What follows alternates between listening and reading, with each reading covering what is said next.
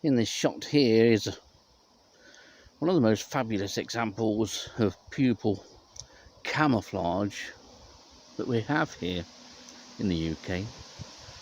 And considering this is a large pupa, it's very difficult to detect. Now I've plonked it pretty much just about in the centre of the picture here,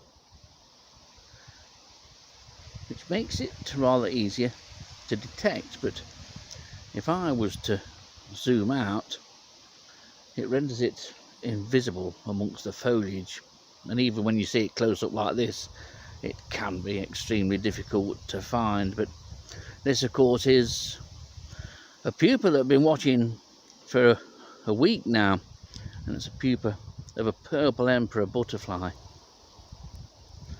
You wouldn't dream the pupa was here at all, would you? But if I try and keep this whole procedure in focus, there it is. I don't think I've featured the pupa of a purple emperor during the daytime, but I've been checking up on this one and keeping tracks of it for about a week now, and since I last came and looked at it in the daylight, there is some slight change. There's a slight darkening I can see, but these are very opaque pupa. You don't see, even prior to emergence, you can only just make out the wing patterns of purple emperors before they hatch. So they're very difficult to gauge exactly when they're going to hatch, but I can't see from here any sign of the white markings on the wings, so I think we're still a few days away from hatching yet. But it is a remarkable pupa, and it mirrors the underside or half of a leaf, depending which side you look at it, of the goat sallow leaf on which it rests, fixed by the cremaster to the midrib and attached to that midrib by a pad of silk. But the camouflage on these is truly wonderful, and that sort of pale cream line which goes around part of the outline of the wing on the pupa is there obviously to mirror the midrib. Quite a remarkable pupa, and it is large as well. You can sort of gauge the size of this by my grubby fingers. But what a beautiful thing it is.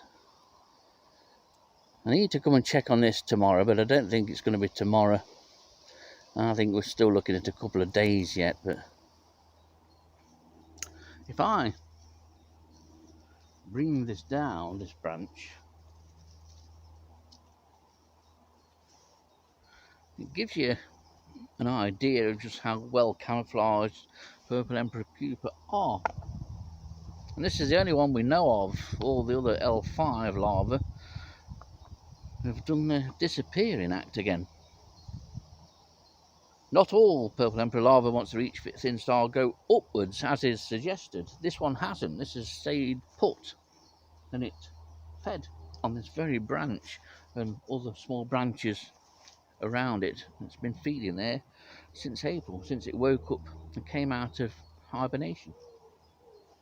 But the camouflage of the pupa is quite remarkable. If you can't see it, it's there.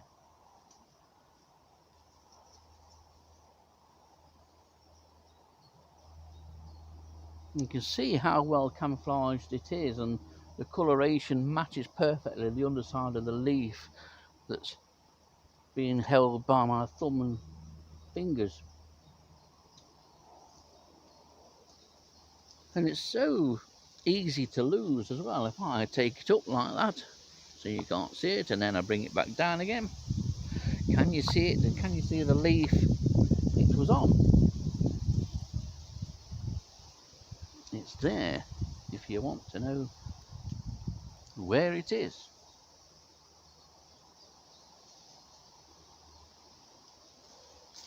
So a remarkable pupa. I say, I don't think I've featured purple emperor pupa during the daytime. Recently featured it when I came looking for purple emperor pupa on a night time.